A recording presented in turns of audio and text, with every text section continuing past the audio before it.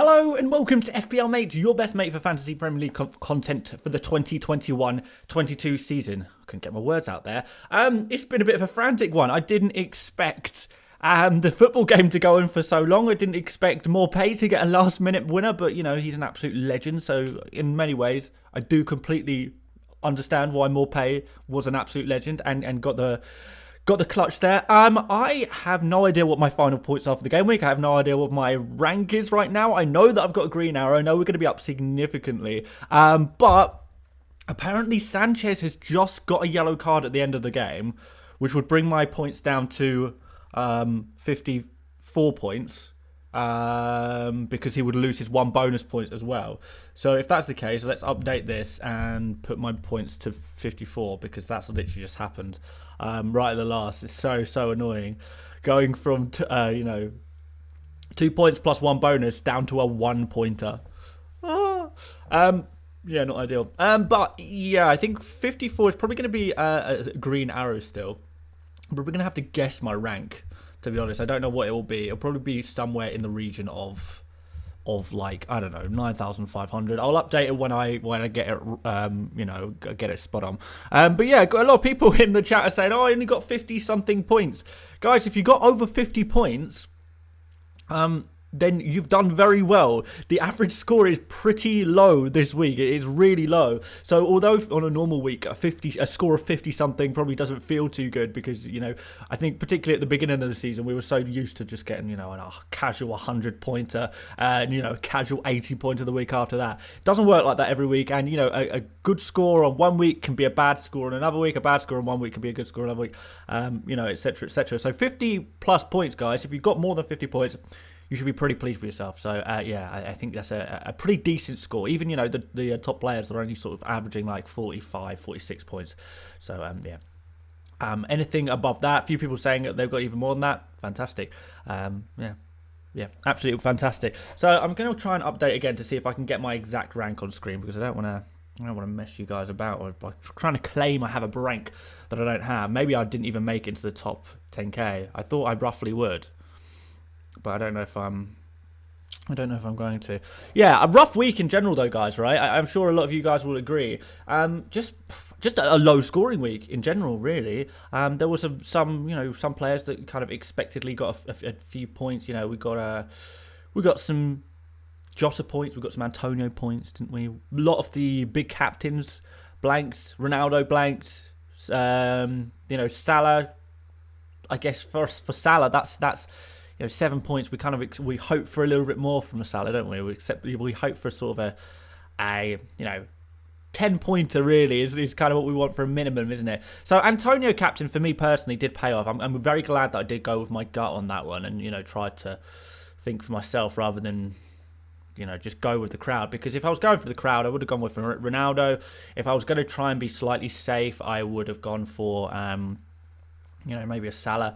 But I just really felt like Antonio had the best chance of scoring points in that game. And, he could have scored more. He should have scored more. I wish he did score more. But, it's still nice to have, because the three main captains in Gameweek 6 were always going to be Ronaldo, Salah, and Antonio. Those were the big three, right? Outside of that, we're just talking about differentials here. And, those differentials, they're not really going to impact your rank personally, are they, right? But out of the big three, I feel like I got it right, which is pretty good. I will update try and refresh this page, see if it's reflected the Sanchez yellow card yet, because I know people are shouting at me in the chat, "Dan, Sanchez got a yellow card." Yes, I know, unfortunately. Very unfortunately so, but we move. So yeah, that's updated now, so you can see that Sanchez has his lovely 1 pointer. Let me try and find out if I can get my live rank yet, so I can update that. It's still saying I have 56 points, which is not accurate. That's all right. I'll fix it by the end of the stream, I'm sure. And to be honest, my rank is probably roughly around 9,500, to be fair. So yeah, I do think there's been a decent green arrow for me this week. An interesting week. Not a very exciting week in terms of FPL. I'm not going to lie.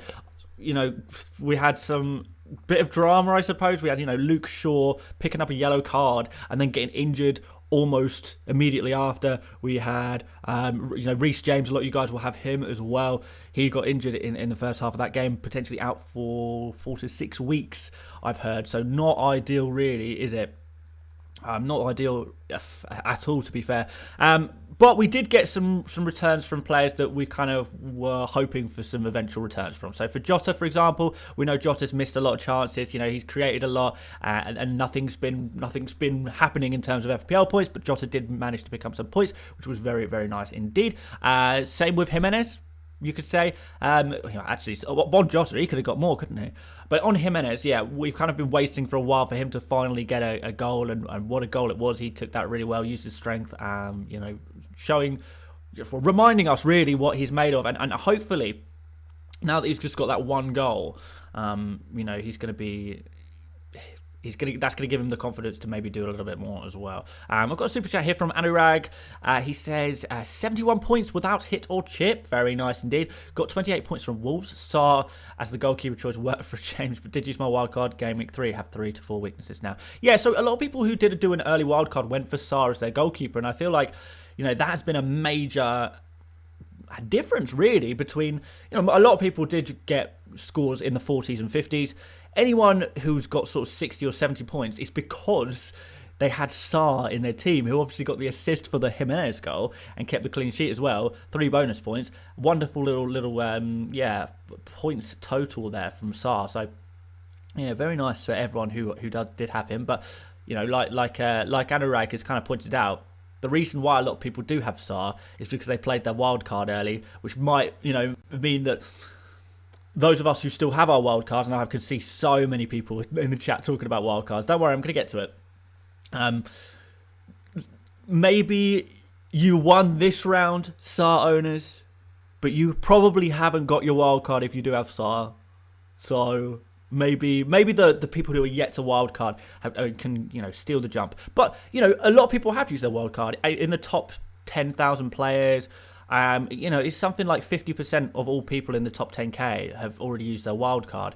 When we had other chips as well, chip usage has been very, fairly heavy in the top 10k, and for good reason. Using those chips and trying to get a steal on people and get a jump on people is what gets you those early advantages in the game. But I do still feel like waiting. If you had a good team, a good team in the first few game weeks, there's no real need to wildcard, and I've had a good start. I think I've got a reasonably good team. I don't feel any desperation to wildcard, or I haven't. You guys would have seen in my videos towards the end of last week, I did start saying, I'm beginning to notice flaws in my team. I'm beginning to notice holes, and there are some things that I'd quite like to do. In the wildcard video that I made last week, you might have saw my wildcard video, what I would do if I were to wildcard. And that team did really well. I think that team, with Antonio captain, it was something like 73 points or something like that, I think. Maybe I've got it wrong. Is it 63? Can't remember. But whatever it was a very good score. It was a very good score, and it had some of those key players that we'd want to have moving forward. Players like, Cancelo and Rudiger in defence, and having Ronaldo in there, but with the option to switch him to Lukaku and things like that. So I think even my wild cards for Gameweek 7 would probably be pretty similar, but I am going to make a couple of videos this week because I know a lot of you guys are going to be wildcarding. We've got a super chat here from Max Simmons, still top 2k, but 3rd in my 12-man mini league with some friends. That is a top tier mini league.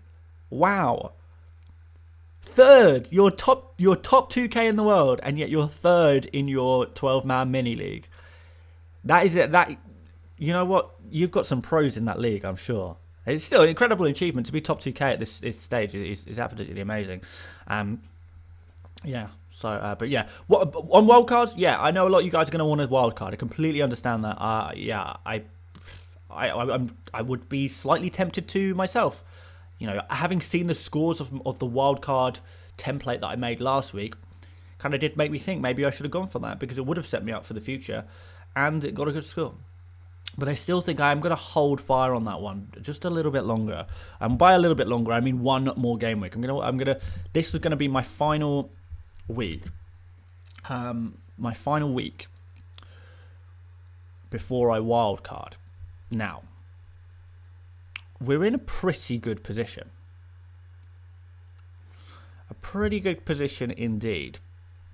Because we have this team in front of you, and a few of you guys will say, "Oh, you've got 3 Liverpool players against Man City.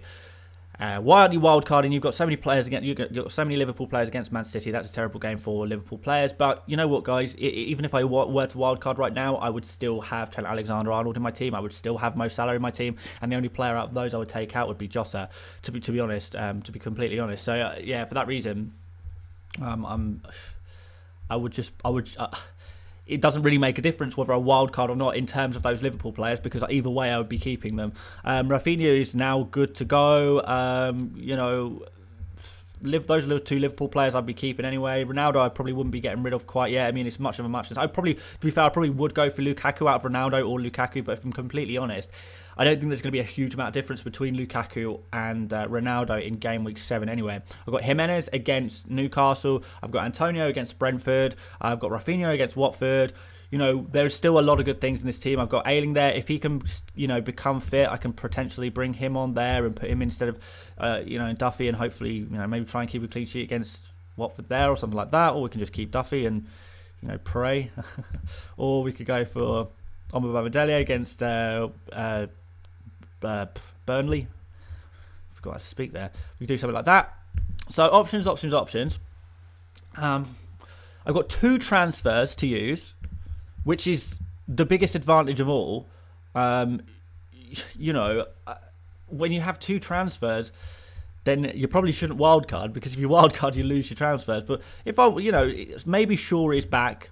I'm not exactly sure if he's going to be back or not. The injury didn't look too bad, to be fair. I'm sure we'll find out a little bit more closer to the deadline. But say Shaw is back on time, we can then take out Ayling, for example, take out Jota, because, fair enough, completely understand. I like Jota as an asset, but there's potential rotation with Firmino in this game, and I'm going to be wildcarding in game week 8 anyway. So for this particular game week against Man City, I will just take him out.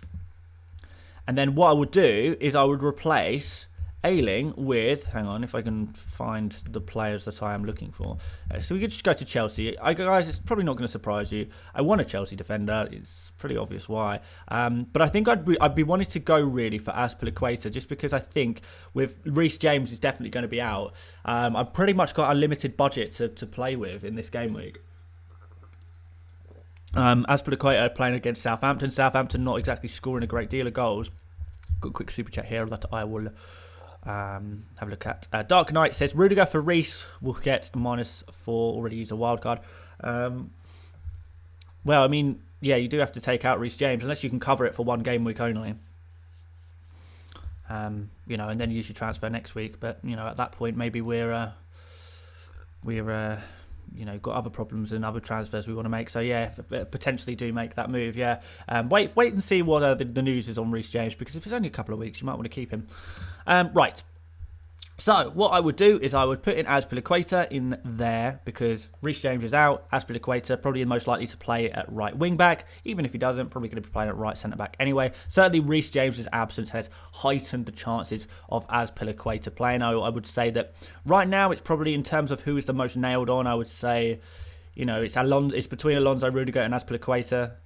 Rudiger is probably the most nailed on. Alonso, he has played every game, 90 minutes every game this season. It's incredible. But you just get the impression that Chilwell is waiting to pounce. Don't know when it'll be. Don't know when he's going to come in. But at some point, he has to, right, guys? He has to. I don't know. It's not happened so far, so maybe I'm making it up. Laser Sharp says, "Hi Dan, who would be your game week captain?" It depends who I had. Ronaldo is a good bet on any game week. Lukaku is probably a good bet against Southampton. I know Ronaldo plays Everton. It's not an ideal fixture, but we've already seen Aston Villa put 3 goals past Everton, so there's no reason Cristiano Ronaldo can't do the exact same thing. Lukaku would definitely be worth a shout. I probably would avoid Salah against Man City, just because it's not because I don't think Salah can do well. It's more that the Man City just have this a phenomenal defence. They just conceding hardly any chances. So captains, really, Ronaldo is probably the safe bet for you. Unless you have Lukaku, in which case you could potentially go for him. But there are other options. If you fancy going for an Antonio, for example, I would understand that. It could happen. A few people say, Mark Corner here says, Chilwell was awful in the Carabao Cup. Tuchel won't want him anywhere near the first 11. Yeah, but it's not, this is what I'm saying, it's not forever, right? It's not going to be a case of, that never happens again. Someone saying in the chat, no mention of luck being involved this week. Hell yeah, there was luck. If you had Reece James or Luke Shaw in your team, you are incredibly unlucky that they both got injured in the first half, didn't pick up any points. You know, if you had Liverpool defenders, if you doubled up on Liverpool defenders or something like that, then you're unlucky because who expected Brentford to score 3 goals? Luck and variance and things going a little bit strangely is all part of football. We have to accept that. Luck is a big part of FPL.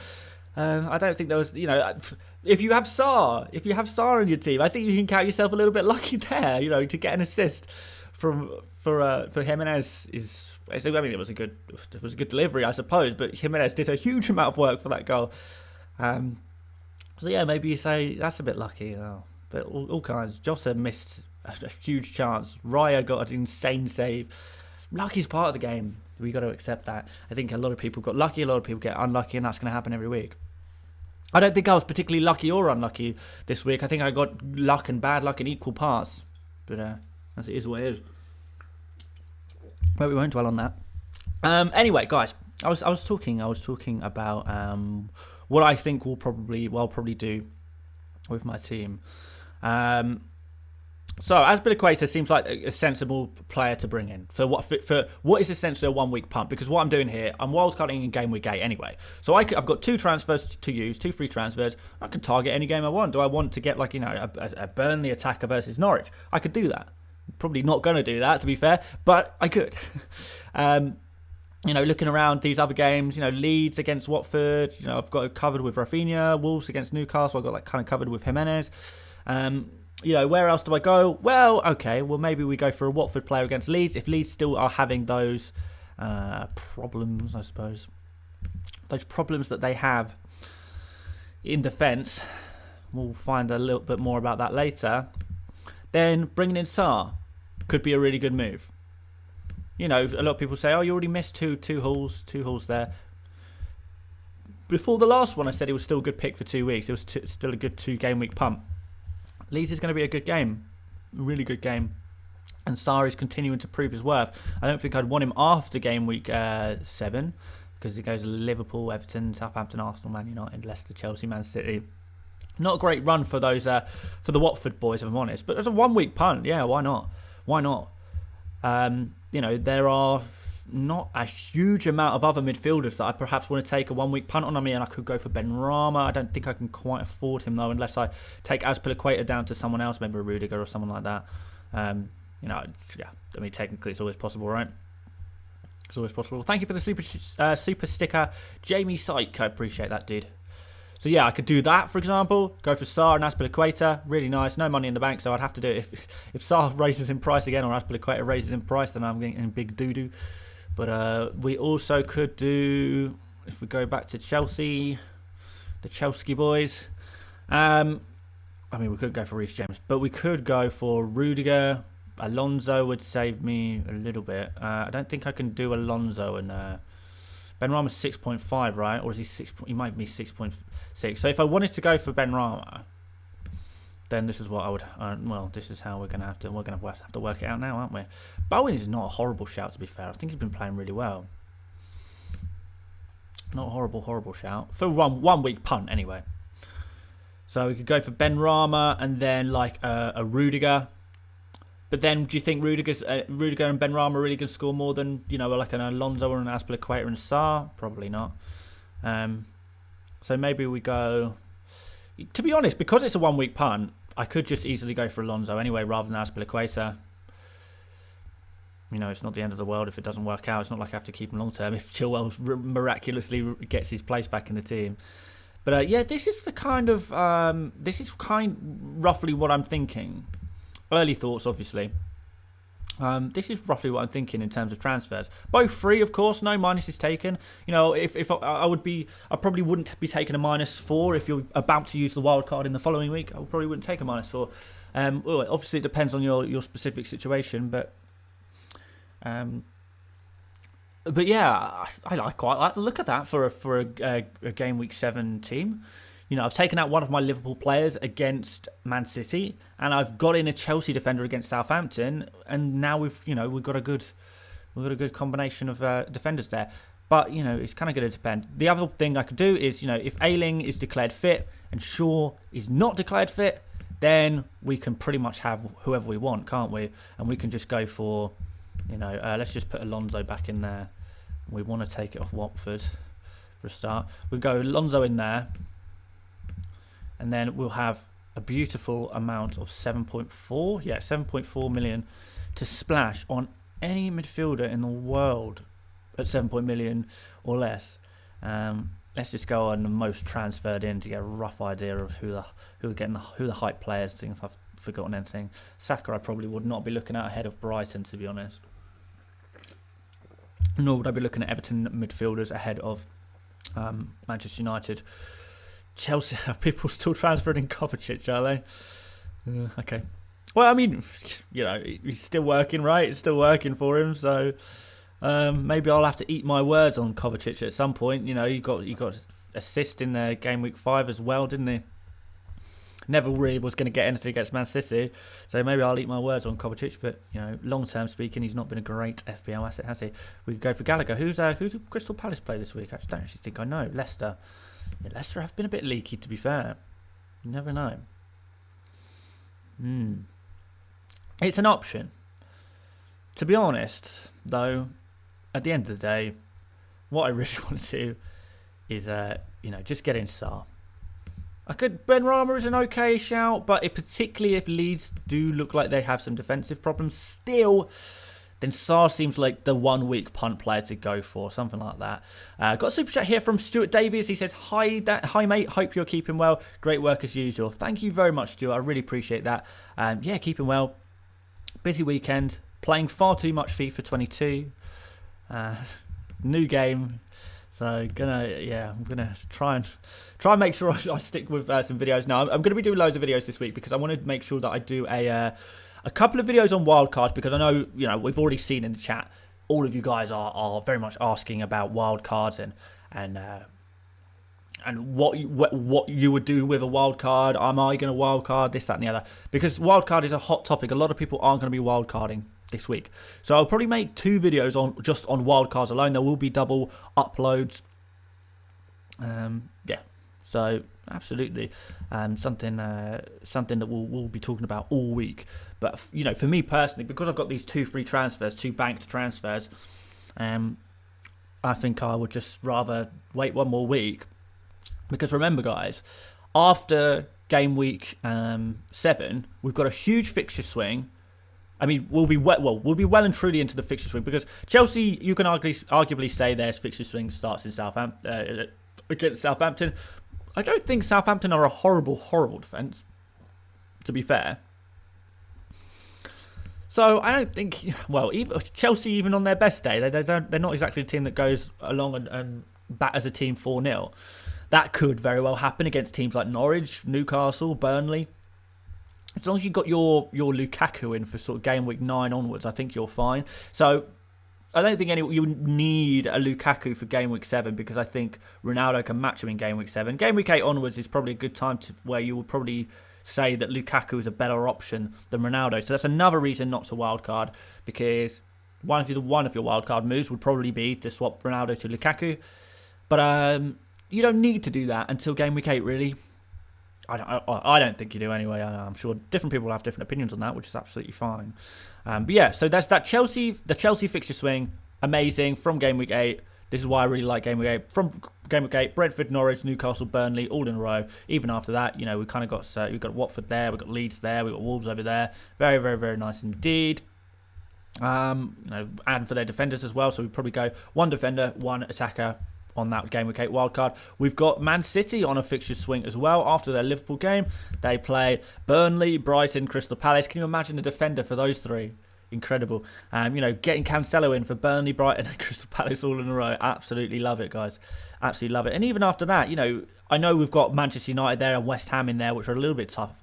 But long term, we can kind of see all the way until wildcard 2 territory, really. We're talking about Christmas. Oh, there's my birthday, 28th of December. That's when the fixture swing ends. But arguably, it keeps going. So, yeah. Because Man City had some tough games at the start, they have got a nice run for quite some time. And you can pick up a player on your wildcard like Cancelo and set and forget him. But when would you rather pick up Cancelo? Liverpool away or Burnley at home? It's Burnley at home. You could even go for a forward if you wanted to. Grealish would probably be the first player on my list if I was going to get an attacker from Man City. But even so, I'm still not really sure where all of the attacking points are going to come from when it comes to Man City. I feel like we still haven't quite worked that out. So I don't know. Even if we're talking about Arsenal players, Arsenal attackers, a few people are talking about Arsenal attackers. Do you want to pick up Arsenal attackers against Brighton? Probably not. They don't concede many goals or chances or anything. Super chat here from Maverick. They say, I'm just 5 places ahead of you on 9525 overall rank. Oh, I have completely made up my rank, by the way. It was a pure guess. Also, planning not to wildcard this week. Do you think it's worth going short of Rudiger now to avoid the price hike? Don't know, because I don't know if Shaw's going to be available or not. We are going to have a look at some price rises soon. But Rudiger's not a bad price anyway. If the only way you could possibly afford Rudiger is to make this transfer today, then, fair enough. If that's the only option you have of getting Rudiger into your team, because it's not like you can go for a cheaper Chelsea defender. There isn't really a cheaper Chelsea defender. Well, there is, but they're a little bit more risky, aren't they? Right, God, that has actually reminded me, to be fair, to try and find out what my overall rank is now, because I have guessed a little bit here. Well, to be fair, even the website I use is still an estimation. It's actually a little bit nicer than I thought. Okay. So, the rank reveal is 9,158, roughly. That's all. That's okay. That's okay. I think I can be pretty happy with that. I think we'll be pretty happy with that. But if we're talking about Arsenal attackers, you probably want to wait until Game Week 8 as well. I just think there are so many reasons why Game Week 8 is a slightly better time to wildcard, particularly for me and the way my team is positioned. Because remember, guys, there's my examples of transfer to make. Alonso and Sarr are probably going to be the 2 players I bring in. Probably. Who knows what I'll actually end up doing, because you never fully know, do you? But I got 2 transfers. Jota out. One of my defenders out. Bringing in Sarr and Alonso, or maybe Azpilicueta. We'll see how I feel later on in the week. And then my team will look something like this, but with slightly better players. Maybe Duff, but it's probably going to be something more like that. But either Shaw or Ayling will be removed for a Chelsea defender, and Jota will be removed for Sarr. But going back to what I was saying, the reason for me why it's not perhaps worth me going for a wild card, we'll just do the super chat first from James Peddle. He says, "Hey mate, I've already used the wild card. Thoughts on a -4 after the break to do Lukaku for Cristiano Ronaldo and Cancelo for Dyer. Have 2.2 banked and just got Rudiger." Okay. I don't think you need to do Lukaku for Cristiano Ronaldo this week. But you're talking about after the break. So by that, do you mean ready for Game Week 8? Because if so, you don't need a -4. You can just bank this week's transfer, right? And then you can do it there. Something like that. IRH says, should I activate my wildcard now before UCL games or wait? It depends. If you're definitely going to wildcard, then you can wildcard whenever you want during the week, can't you? Because you remember, when your wildcard is activated, you can make unlimited amounts of transfers at any point. You can save your team, you can come back and make some more switches around, and you can change things. If you don't press the wildcard button and you accidentally take a -20 or something like that, you can hit the wildcard button and it will cancel out your -20 and you'll just have a wildcard, and again you can use unlimited transfers. So if you're definitely doing it, then hit the button. If you're still not 100% sure, maybe think about waiting. because you don't know what's going to happen in UCL games. But anyway, James Peddle, who asked about taking that -4 to Lukaku for Cristiano Ronaldo and Cancelo for Dyer. These are good moves. Oh, you said you've just got Rudiger, so okay, these are good moves. I would perhaps think about doing those moves, even for a -4. I think that's going to set you up for the long haul, really. So I think you can definitely think about doing that. Sounds nice to me. We're talking a little bit in the future though. Lots can change. Lots can change, and lots will change between now and Gameweek 8. Believe me about that. But anyway, where was I? Okay, right. So again, we're talking about why I'm not wildcarding now, because it's going to be different for different people. But I think I'm positioned in an okay place for Gameweek 7. After I've done those transfers, I think I'll be positioned in an okay place for this week. I've got Ronaldo against Everton at home. Not bad. That's really not bad. Same with Greenwood. It's not a bad situation, right? Maybe Everton are a little bit overhyped. They've already conceded loads of goals this season. Already. They're not as good defensively as a lot of people hype them up to be. They're Manchester United playing at home. Ronaldo's been fantastic. I know he didn't do anything particularly amazing in that last game, but against Aston Villa. But he's more than likely going to be back to his best, if you look at a longer data set than one game week. We've got Jimenez home against Newcastle. Fantastic fixture. Really like that a lot. We've got Antonio against Brentford, again at home. Really like that, because Brentford sort of, we've kind of, a lot of people looked at Brentford and thought, okay, this team's actually got a bit about them defensively, and that is true. They do have a bit about them defensively, but we have to kind of remember that the teams that Brentford played were slightly weaker teams. We're talking Arsenal in the opening game, where Arsenal didn't really have anyone, didn't really have any attackers available, did they, at the time? They had injuries and illnesses and stuff like that. Arguably Brighton has been the biggest challenge Brentford faced, in terms of their defence, the biggest challenge they faced this season so far, and they scored 2 against them. Let's have a look. Oh, just the one. 1-0 win. That was probably the toughest game. And then they play Liverpool. Liverpool scored 3, created a lot of opportunities, kind of showed that, yes, Brentford are decent, but when it comes to the bigger teams are still going to be able to break them down. And I think Antonio, with the quality that he's got, the form that West Ham are in, West Ham still absolutely fantastic team, creating lots of chances and looking really good. At home against Brentford, I think they're gonna do well. I think they're gonna do okay. I am probably going to captain Ronaldo, to be fair. And it will be a little bit like this. Let's just save it. This is very much bust team, but bust team territory, but it'd be something in the region of this. And then, we've got Rafinha home against Watford, Ayling home against Watford. We'd have Sarr away against Leeds. We'd maybe have Shaw. One of those would be removed for a Chelsea defender. The sort of we wouldn't have Jota. And like I said earlier, and this is kind of the whole point of why I'm not bothered about wildcarding this week. A lot of people would say this week you're in trouble if you've got Alexander-Arnold and Salah against Man City. That's a tough game, right? It is a tough game, yeah. It's a really tough game. But even if I were to wildcard in Game Week 7, they would still make the cut every single time. They would 100% be in my wildcard team either way, whether I'm wildcarding now or next game week. So wildcarding now is not going to save me from the Liverpool versus Man City situation. It's not, because either way I have that situation whether I wildcard or not. So again, another point of why I'm not personally doing it. And then Jota just needs to be removed. I understand Sanchez against Arsenal is not ideal at all, is it? But depending on your stance on Arsenal, you might think Brighton will keep a clean sheet there anyway. But I thought Arsenal actually looked really good. Best 45 minutes of football in that first half, Arsenal against Spurs. I've seen under Arteta, I think. Really, it was creating a lot of chances, but being clinical at the same time. It was really nice to see as an Arsenal fan. Arsenal doing well for a change, IRH is when and why will you be using your wildcard?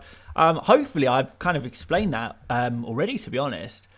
next game week, because I like the Man City fixture swing, I like the Chelsea fixture swing, I want to change up, get some more premium defenders in my team, I want to switch up my goalkeeper, I want to perhaps think about, Ronaldo will switch to Lukaku, we'll do all kinds of different bits and bobs like that, really mix up my team a little bit and freshen it up and get some things that I want to get into my team. There's a fair few changes by now that I want to make, but I want to wait for the fixture swing of, Chelsea and Man City really are the main ones that I really like the look of their fixture swing.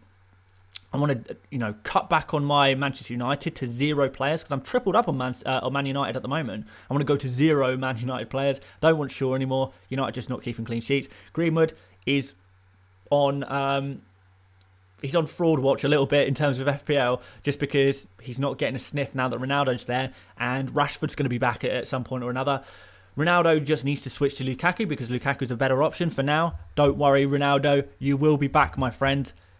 Have a look at this, guys. I don't know if you guys have spotted this before, but have a look from game week 15 onwards. Crystal Palace at home onwards, so there, guys. Wow. Look at that. It's beautiful. Palace, Norwich, Brentford, Brighton, Newcastle, Burnley, Wolves, Villa, West Ham at home, Burnley, Southampton, Leeds, Watford. Incredible.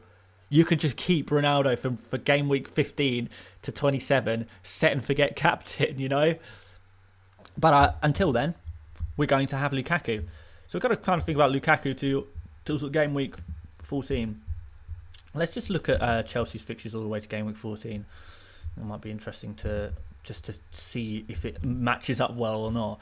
And yes, it does. Yeah, the only difficult fixture there, I suppose you'd say, is Manchester United at home.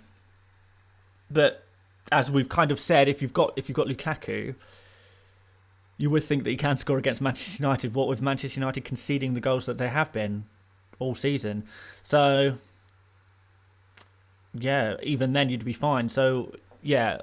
So for me it would be 8, 9, 10, 11, 12, 13, 14 all on Lukaku, and then we would upgrade Lukaku for a Ronaldo.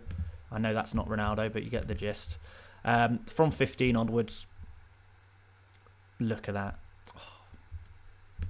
Sometimes fixtures just look good for a while, for a long while.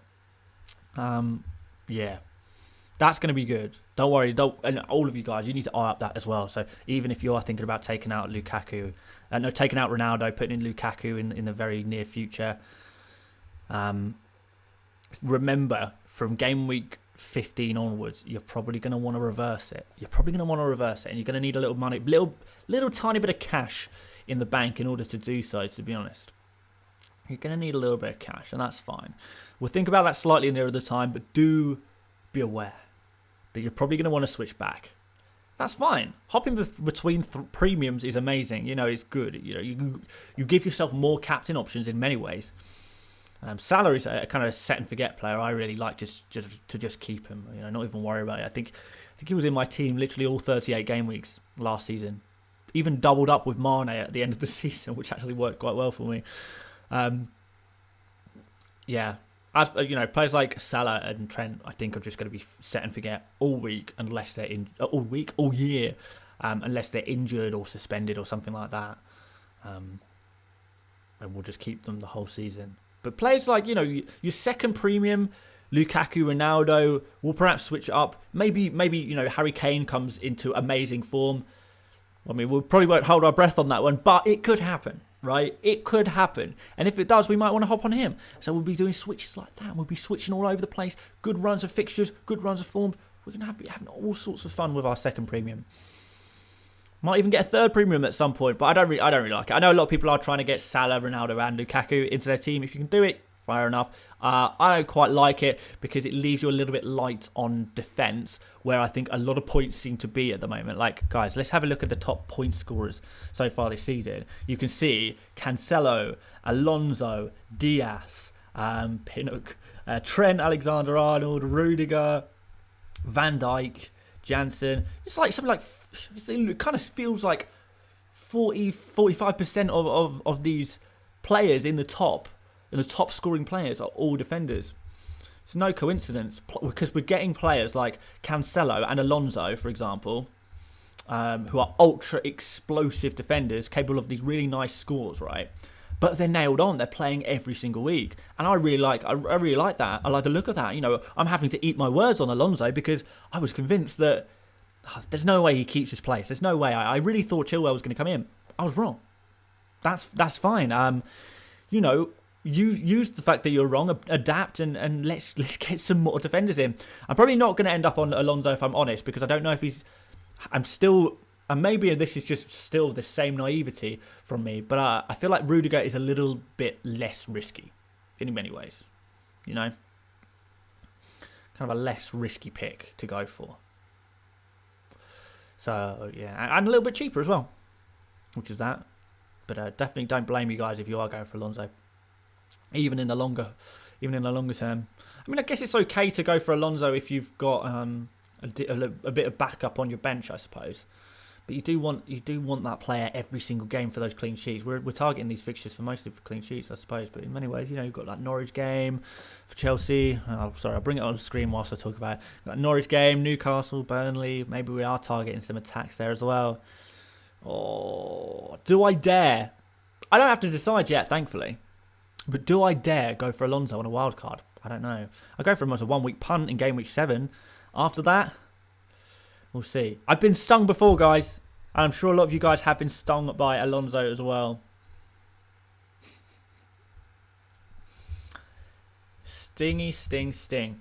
But yeah, that's kind of my point. The reason why I think it's so hard to go for all three of Salah, Ronaldo and Lukaku is because it makes it very difficult to also have Trent Alexander-Arnold, Cancelo, Alonso, you know, some of the other defenders that we really like the look of. Fair enough, there's not really much good players to go for in midfield. Although, to be fair, I would genuinely consider bringing Jota back in on a wild card for Watford away. I know those fixtures aren't amazing, you know, after Watford. United, Brighton, West Ham, Arsenal, Southampton, Everton, Wolves. They're not amazing. Do I really want to be doubled up there? Or well, I mean, tripled up on Liverpool? Maybe not.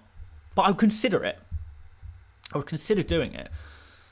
There's also the fact that, you know, Jota is going to be rotated with Firmino. It's a risky one. In all honesty, I probably wouldn't go for Jota, but I think he is the only player, and we're talking about midfielders here. If I sort midfielders by price, if we look at those 7-point-something midfielders, who else is there? Honestly, there's nothing really. Do you fancy Pepe? Not really. He didn't even play last week. He's not even nailed on. Greenwood? No, he's kind of in the mud. Pogba? I mean, I just don't like the look of this run of fixtures in the immediate term. I mean, there's potential to go for like a Jack Grealish at 8.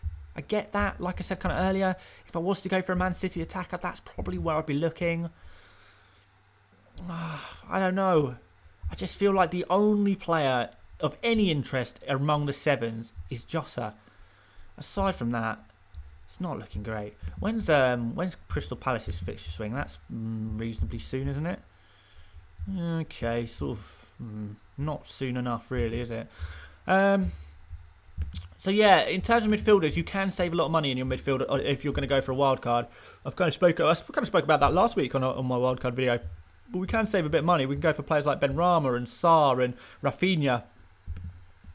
Maybe we want to pick up a Traore. Huh? Definitely not. I think we're over there, Traore. When's Neto back? That's got to be pretty soon. Oh, wow. It's pushed back to December now. Crikey. Last time I checked, he was due back in October. Oh, bless him. It'd be good when he comes back, though. He's going to miss the fixture swing, though. So, yeah, there are options. There are options in terms of these very, very nice, cheaper midfielders. I still think that a 4-man midfield is probably the way, because a 3-man midfield is not flexible enough. If someone emerges as someone you might want to buy, and a 5-man midfield just is too many. There's not enough midfield options to go for. Nick Giordano with the... did I say that right? Giordano, sorry. Nick Giordano with the super chat says, sorry if I missed it. What about Mason Mount? Yeah, okay. So, okay, we're on a similar topic here. We're talking about midfielders of that ilk, of that kind of rough price range. Not been playing a great deal recently. Fixtures look good. But am I touching the Chelsea midfield for this run of fixtures? Beautiful run of fixtures for Chelsea? Hell no. Hell no. I'm not touching that Chelsea midfield. People will say, could you go for Mount? I've just seen someone in the chat as I say this say, Kovacic. No chance. There is so much rotation in that Chelsea midfield in terms of, really, when we're talking about Chelsea midfield, we've got the 2/3 holding midfielders who are, their job is to sit back. That's your Kovacic, your Jorginho, your Kante, of course. Those that kind of player sit back. We don't want those. Those are not viable FPL assets in the long term. We kind of know that. Then we're talking about the either Lukaku's strike partner or Lukaku's two wingers. And out of those, let's go on all of them, guys, because there's a lot. I'll go on all players because they're not all midfielders, but we kind of got Timo Werner. Right, these are the attacking options aside from Lukaku, the viable attacking options. Timo Werner, Havertz, Pulisic, Ziyech, Mount. We're on 5 so far. Potentially, I don't know, Loftus-Cheek coming in there, Hudson-Odoi coming in there, Ross Barkley, could he come in there? Maybe, in terms of the supporting roles for Lukaku. The more attacking-minded midfielder, if you will. That's 8.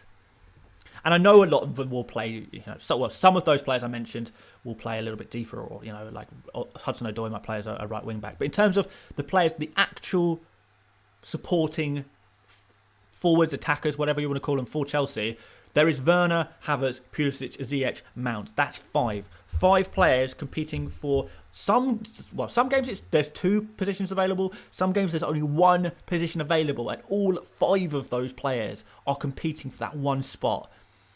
It just doesn't work. It doesn't work for FPL because there's going to be so much rotation there, and we've already seen so much of it. And the Thomas Tuchel Chelsea rotation, it's a madness. And for that reason, Mount, for me, is not a player I'd like to go for. Neither is Werner, neither is Havertz, neither is any of these Chelsea midfielders. For me, it is a case of because we are talking about this amazing run of fixtures. We're talking about going for Lukaku, absolutely love it. Defenders, a few of you guys were asking about defenders, so let's chat about defenders recently for Chelsea. Let's just go on total points, order it by total points. So defenders. Top of the list, really, is Alonso, Rudiger, and Azpilicueta. Those are the 3 top of my list, but obviously they have a little bit of expense attached to them. Rudiger, not so much. 5.6 million. That's a pretty decent price for what is essentially going to be. And maybe I'm exaggerating here, but 1, 2, 3, 4, 5, 6 clean sheets in a row. Maybe I'm exaggerating here. But you could see that happening, right? Maybe 5 out of 6 of those games are clean sheets for Chelsea. Even after that, Watford, probably clean sheet. Leeds, Everton, Wolves, Aston Villa, Brighton, probably clean sheets. We are talking about a lot of clean sheets all in a row. So 5.6 million to splash out. Occasional headed goal. Draw your eyes to Gameweek 5 there. It happens. Bonus points. It happens. Outside of that, and I know you guys are angling for me to basically give you permission to go for Thiago Silva or Christensen. You really want my permission to go for Christensen? I know that's what a lot of people will be angling for. Because a lot of you guys will not have the budget to go for Rudiger. What I will say is, if you can go for Rudiger at the minimum, then do it. Just do it. Good long-term option. Very safe to go for a long while, right? More premiums. Alonso seems to have nailed down that left wing back spot, shall I say. Azpilicueta possibly playing a lot more football at right wing back with the absence of Reece James. But Christensen and Thiago Silva are going to rotate a little bit. It is going to happen, unfortunately. Thank you for the super sticker again there, Nick. I really appreciate that, dude. Thiago and Christensen, they are going to rotate a little bit. Now, Christensen does seem to be favoured. I think Tuchel really likes him. It seems that way. The problem is, can you play Thiago Silva and Christensen together? I think you'd rather avoid it if possible. And I think, yes, it's possible to play them both, but they're both pretty, not very mobile kind of players there that I think will perhaps get exposed a little bit. So I don't know. They've played a little bit together so far. The Man City game, they were not supposed to both play together, but they ended up having to play together with Reece James's injury there. So James was removed and Thiago Silva came on. Christensen, of course, started that game. I just feel like sometimes Christensen is going to get dropped. We've already seen it once. I feel like, we're talking about Southampton, Brentford, Norwich, Newcastle, Burnley, Leicester. You're all going to want to, you want to get the clean sheet points from every single one of those games, right? You go for Christensen, you maybe miss out on 2 of them. If you've got someone on your bench, fine. If you haven't, you might be in a bit more trouble. But if you just want to get all of those clean sheets, or as many as possible, then we do need to be thinking about going for Rudiger, Alonso, Azpilicueta. Rudiger and Azpilicueta, I still believe, are the best long-term options. Alonso's a bit more. I mean, I don't know what. To be fair, I don't know what Alonso has to do to prove to me that he's nailed on in the team. To be honest, because so far, I think I'm just being, I just have this Chilwell annoyance in the back of my mind, kind of thing. But yes, if you really want to go for Christensen, fair enough. But be well aware that there's going to be a little bit of rotation with Christensen. There's going to be a little bit of rotation with Thiago Silva. There's going to be a little bit of rotation with Chalobah. They're just not as nailed as the others. If you've got cover on your bench, fine. Oh, anyway, that's hopefully enough to speak about Chelsea defenders. I'm sure a lot of you guys want to talk about that. Nick Giordano here again says, Mount is going to get goal involvements with Lukaku up top. He had 36 appearances last season with 32 starts and only 7.3 after tonight. Better than going for defenders who are competing with one another. You say that, but it is literally a fact that Mount is already in heavy competition. I mean, Chelsea lined up with Man City with 2 attackers on the field. Lukaku and was it Havertz or Werner? I actually forget. Let's just remind myself. It was Werner, wasn't it? Can I double check that somehow? Yeah. Okay, so they lined up with Lukaku and Werner up front. Werner is the rotation risk there.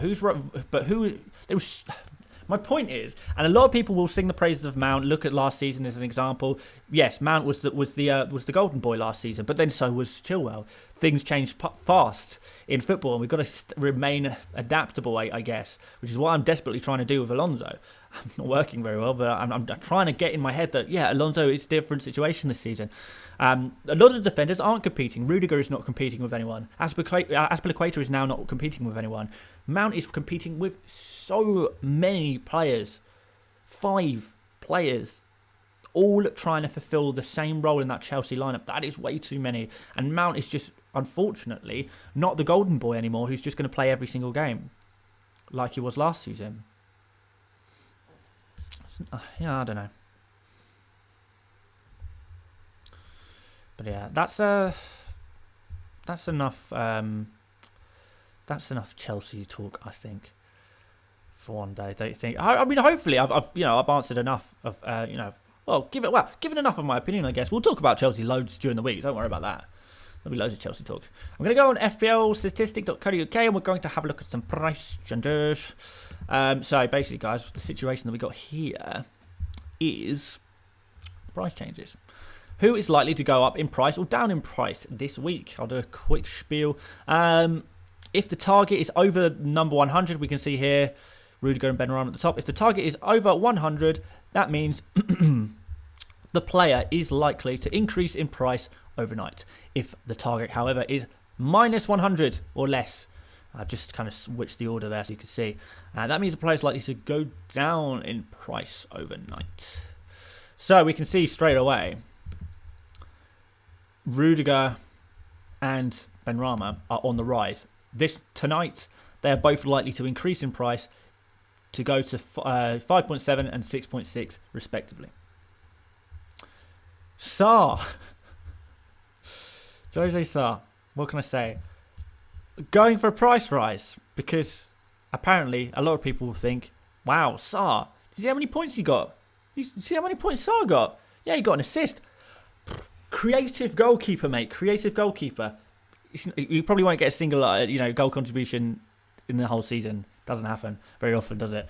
But if you want to keep believing that Sarr is now the creative, the very deep, the very, very deep lying playmaker of the Wolves side, if you want to believe that, and buy Sarr and hop on him, then that's absolutely fine. Someone's asking in the chat, what app is this? It's just a website called fplstatistics.co.uk. I'm not affiliated with it anyway. I just always use this website. I've used it for years, so this is just what I use for price changes. I'm sure a lot of people have very different suggestions on what better websites and apps you could possibly use. But Cash may be going up. Tobiyasu may be going up. Omabamidele, I hope he goes up because he's at 3.9 at the moment. I need him back up to 4, so I'm ready for when I sell him on my wild card. Salah could go up again here. Douglas Luiz, that's an interesting one. Smith Rowe rocketing up. You can see if you switch here, you can also see who's going up fast by how many arrows they've got here. So the players are going up the fastest are Sarr, Salah, Douglas Luiz, Marçal, Thiago Silva, Saka, Smith Rowe, Livramento, Kovacic, blimey, Vardy, Tony. Christ, really? West Ham away, Chelsea at home, Leicester at home, if you say so. Mendy, Cancelo. There's actually quite a lot. Rafinha flying up as well. It's good to see. And let's have a look at who's going down. So Mount. See, I'm glad people in general agree that Mount is worth transferring out. Barnes there. Harvey Barnes been really disappointing, hasn't he? Oh well. Bailey injured. To be fair, Holding, yeah, not in the fray anymore really at Arsenal. Buendia injured. Oh no, he's not injured. He didn't start last game, though, did he? And all kinds of other players likely to go down as the week progresses. Fair enough. But yeah, if we're looking at top players, look at them. Those are the boys going up. Those are the boys likely to go up this week. Probably going to see Antonio go up. Even players like down here, Manquillo maybe, Marçal, Thiago Silva, probably going to go up. Which is interesting because he actually went down earlier on in the season, didn't he? Smith Rowe on the way up. Wow. 5.3. Remember, wasn't he 5.5 at one point? That's that where he started? Can't remember. But there we go. Are we sleeping on more pay? Let's see how many. Let's see if he's going up in price. He is going up. Well, he's on the way up very slowly. Maybe he goes to 6.6 in the next 3 years. But guys, if you guys want to go for you guys want to go for more pay, then that's absolutely fine. I'm probably going to keep him. Let's have a look at Shaw. Yeah, Shaw is looking to go down in the next couple of days, to be fair. Unless we get some kind of miraculous news on his injury, he probably is going to drop in price. Another player who I'm going to be removing this week is Jota. Yeah, he's going down as well. Despite scoring. Strange old world. Funny old world, FPL. Because usually, if a player scores, you could just count on people to buy them. Whether it's a good idea to buy them or not is a very different question. But usually people just will. They'll just do it. Pretty crazy. Yeah, those are the price changes. We like to finish off the video with that, don't we? And today, it actually worked when I was showing you them. So there we go, guys. That is going to be the end of the stream. I hope you guys did enjoy it. And a big shout out to all of you guys watching on stream replay as well. Hopefully you guys had a good game week as well, and you're all smashing it as you often do. Do make sure you like the stream/video if you haven't done already. I would really appreciate that. It really does help out the channel. Please do keep subscribing. We're gonna get there. We're gonna get to 100,000 subscribers. I am desperate to get to 100,000 subscribers by my wedding day on the 14th of November. I can only do it with your help. So try. Yeah, basically, that's the end of the stream. I think we've covered pretty much everything for this, in terms of thinking about strategy, thinking about moving forward, thinking about early thoughts of the game week. I think we've covered everything. So yes, guys, I will say thanks again once again for watching. Normal video scheduled this week. Buy, sell, keep, avoid tomorrow. 100 experts the day after. My team the day after that, and then wildcard on the Friday. But we're going to have one bonus video as well on. We're going to do a double upload on one of the days where we're going to talk a little bit more about wildcards for you guys. As well. So yeah, loads of content this week. Hopefully you enjoy it all. Thanks guys for joining me on this very long, lovely, beautiful post game week stream, and I will see you later, mates. Bye bye.